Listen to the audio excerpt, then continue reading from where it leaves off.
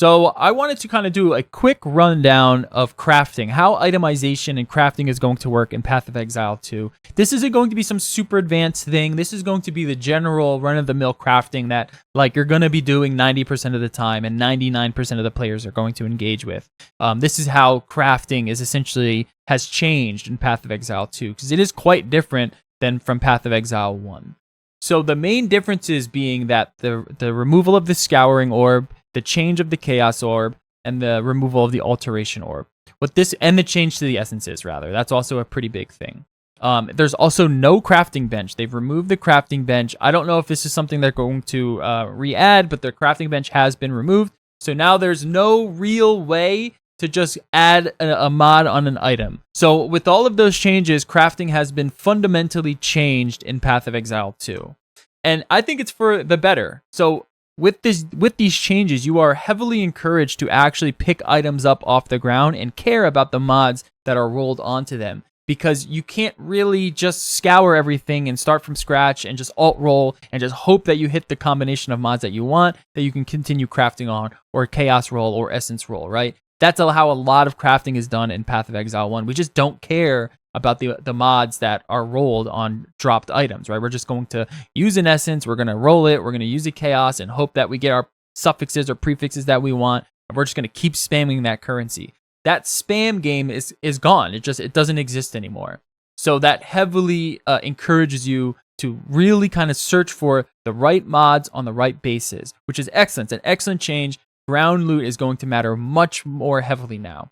So let's say we wanted to say we want a pair of boots, right? That's one of the examples that they use in the reveal. I'll use it here. So with boots, you're generally going to want a movement speed roll, a life roll, maybe a res roll, and then maybe some other roll, maybe another res or like a spell suppression, something like that, right? It's just another beneficial mod. So how exactly would you get something like that in Path of Exile 2? Well, the best option would be is to drop an item that has one of those rolls, a high tier roll. Now remember, unidentified items will have certain tiers, which then kind of constricts the mod base down a little bit. I believe that's how that works. So higher tiered items that are unidentified, when you identify them, they'll roll better, which is a great change as well. And I believe rarity affects the amount of like high tier items that you find. So say we have an item like this, right? You unveil it. It has a really good movement speed roll. What can you do, right? How do we add a life roll on here? How do we add a resistance on here? How do we add the things that we want? Well, your first course of action would be to augment the item, right? So hopefully you're hitting something good. Here, damn, we got something bad. Stun and block recovery or whatever the bad mods are in Path of Exile 2. We don't want this, right? So the only thing we can do is annul it, right? We're going to have to annul it. Remember, there's no re-rolling. So if we annul it and we hit the movement speed mod, that's bad. If we annul it and we hit the bad mod, that's good. And then we go back to the augmentation. We can't just essence spam. We can't alt spam. We can't bench craft on it. This is what you're going to be doing. Augmenting and annulling. That's not bad, right? Chance to spell suppress or whatever that extra beneficial mod is that you want. That's good, right? So now we have our full magic item. The next course of action, if we wanted to say have like life or resistance on it, is then to essence. So in this case, the essences doesn't work on Craft of Exile, but an essence turns a normal item into a magic item with one guaranteed mod, or a magic item into a rare item with one guaranteed mod. And it does it in a pool. It doesn't just have a targeted like here's resistance or here's damage or here's this mod. It does it in the pool. So if we look on the reveal here, we can see that this item says upgrades normal item to magic item with one life modifier, right? So say we wanted to do that on these pair of boots here. If we look at the mod on Slink boots, we can see all of the life modifiers, right? So we have one life modifier, two life modifiers, three life modifiers that can roll on this item here. So is there a way that I can...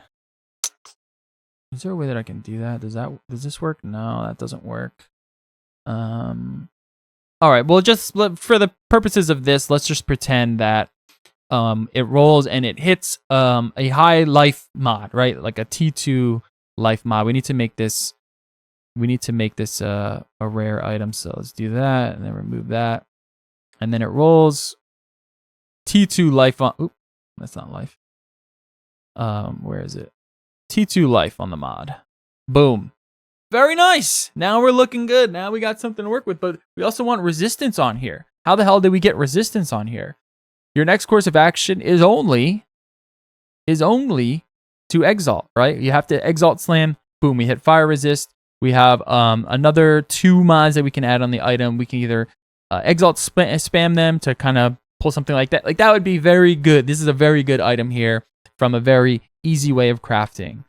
Now, we can also target certain mods, okay? So what we can do here is if we look at these omens, which come from Ritual, I believe, these omens now also act as meta mods. So this says, while this item is active in your inventory, your next exalted orb will only add prefixes. This one gives you, your annulment will only remove suffixes. This is your exile will add 2 randoms.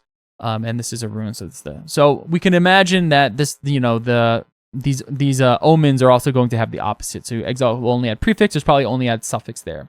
So we have one of those only add suffix modifiers. Well, then we can make sure that when we exalt slam, it's going to slam in this pool specifically. And in this pool, we have where our resistances are, which is kind of what we want, right? So we would use like a meta mod orb or an omen that is only suffixes and hope that we hit that resistance mod. Boom, nice, we got it. You can't use 2 omens at once, but I believe you can continue to use them, as it keeps going. I don't think you're only relegated to 1 omen per item. So say we use another one and we hit another res mod. I'll just add it on here. We hit a fire res mod. Boom, T1 fire res. Now we're good, and now we can add our last mod on here, just slam it and hope that we hit something good. Or, I don't know, whatever other sort of, weird sort of new crafting system that might be in place. Now, I also think it's important to note that you can use, I believe you can use 2 essences on an item to somewhat guarantee 2 mods that you want, right? So say you have a normal base, but it's a good base. It's got, the high quality on it. It's a base that you need. You can actually use an essence on it to turn it from normal to magic. So say like you wanted that movement speed, you can almost guarantee it. I don't think there's, what's the other speed rolls on here? Yeah, so speed is the only roll on boots. I'm assuming, I don't like to assume, but let's just assume for the purposes of this that there's no other speed mods on the item. So when you go and you craft, you can almost guarantee that you're going to hit movement speed with your essence, and that's going to add that 1 mod, and then you can continue crafting in the kind of the manner that I showed you previously. But say like, you have that, you use that essence, it gives you that magic, you roll that that res that you want, boom, that's nice.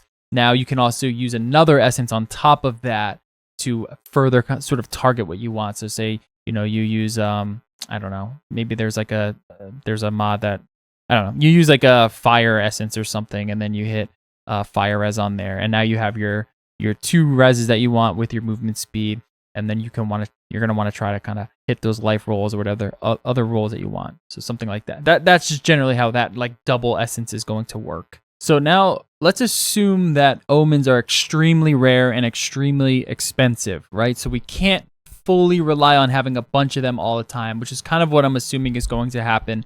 You can start to see how ground loot becomes so much more valuable, right? And how you're going to want to search for loot and have your loot filters really ready. Because what's going to happen is, because you don't have that reroll, you can't just hit your prefixes, you can't just hit your suffixes. And the question will be, is picking up the ground loot going to be much more worth it than, constantly just annulling an item and then exalting an item over and over and over again, right? To hit the mods that you want, to hit the prefixes that you want, to hit the suffixes that you want, to continue that further crafting with the systems that I just previously showed you. That's really where the question is going to come in. We don't really know the ratio between, good rolled rares versus the currency that you're going to get. I'm assuming they're probably going to be pretty similar to each other. So you're always going to want to look for that loot. That way you do have a chance. Because remember, the currency doesn't have any effect. The tier of the mod only matters on an unidentified item. The currency has no it doesn't factor in any of the tiers at all. At least I don't think so. I don't think there's any omens that will give you a higher tier or anything like that. But because ground loot has that tier system, it will start to roll higher, and that makes it so much more valuable to just kind of collect bases. So if you're looking for something like an axe with a bunch of physical damage on it, you're going to want to pick up a bunch of those axes, and you're going to want to be able to kind of craft from there and utilize that chaos orb, remove add prefix or rather remove add mod, so you can really kind of hone in that item. So say we have something like this where we pick up an item because it has a higher tier system before you unveil it, right? That tiering system works before the unveiling of the item, or rather the unidentifying of the item. Say it rolls like really good fizz rolls here, and then kind of has a bunch of fluff, maybe like a plus one, I don't know, anything, any other fluff that we can add on. Maybe we'll give it like an accuracy rating, crit chance, something like this, right? Where you see that, damn, it has really good physical rolls on it, but the rest of the item kind of sucks. Well, that's where that gambling kind of comes into play, where you can try to chaos orb slam it, where you're going to try to remove one of these bad mods and replace it with a better mod. It does have a chance of removing the good mods, of course, and making the item worthless. However, that's because we now have this like more hunting for ground loot, which is basically what I'm trying to get at. It's like the ground loot just becomes so much more valuable. That is the chaos orb. What you find on the ground, those are the alterations, those are the chaos orbs. And that's kind of how they figured, this is how we're going to get people to pick up items. I'm assuming, or I'm hoping rather, that there will be some sort of recombination in the game. Maybe not initially on early access, but eventually some sort of recombination, because that only just furthers that hunt. That only makes that hunt so much more fun. I think the recombinators are probably one of the best things ever added to the game, ever. So it's going to be, I'm really hoping that they add something like that in there. And that's it. That's a general sort of idea of how crafting is going to work. It's going to work the same with weapons. Having a knowledge of what mods are where, the type of tags that are on these mods is going to give you a real upper hand in crafting and in item creation here. There's also, remember, now going to be sockets that you can add to your item that you can slot runes in. So say you have something like this, but maybe you don't have the resistances, right? Maybe you have some other suffixes that kind of suck, like, I don't know, T1 life or attribute requirement, something like that. You can still add resistance on it with one of these sockets and socketing one of these runes here, which is something like this is a desert rune, give you fire res, or if it's in a weapon, it'll give you fire damage, right? So this is kind of a way to supplement that and to kind of help with the resistance stuff now that we don't have a crafting bench, and I think that's quite important. So say you wanted to do something a little bit more advanced, you wanted to like really get all T1s. Your best course of action is going to be exalt slamming and then annulling. Target exalting, target annulling, right? So using those omens to make sure that you're pulling from the pool that you want to pull from. So say we wanted a T1 resistance roll, we would use that omen, slam it, and just wait until slam it and then hope that we can hit it. So we would slam it with one of these omens here. Your exalt can only add, say this has suffixes. We would hit that, and then once we get our mod here, like a T1 fire res or something, then we can continue on with the other mods as well. But say you get something bad, say you get like a T7 or something that's just like kind of bad, well, you'd have to use the targeted annul, which something like this will only remove suffix modifiers, and that's where the gambling is going to come into play. So you can remove that chance to suppress spell damage or modifier, which would drastically hurt your chances of making a good item at that point. You would have to start over or find another base that had a certain amount of mods on there that you can craft from. The other thing is that the chaos roll now adds and removes, which is sort of like this this harvest thing here, right? So these are all add, remove certain modifiers. The chaos is just a general add and remove.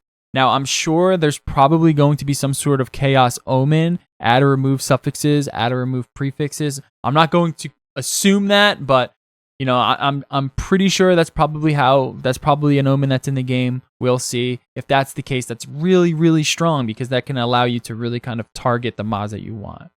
So generally, that's just how 99.9% of your crafting is going to go. and then you're just going to extrapolate that further. Once you have once there's more advanced systems in the game, then you can add this fundamental system along with that.